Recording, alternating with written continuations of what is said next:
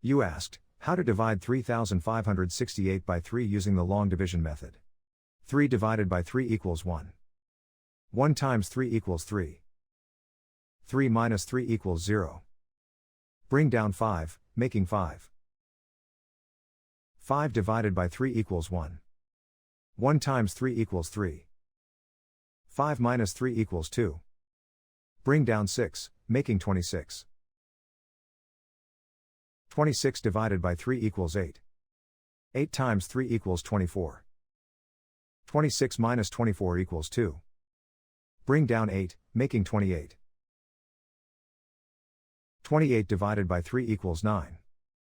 9 times 3 equals 27. 28 minus 27 equals 1. The remainder is 1. The final result is 1189 remainder 1.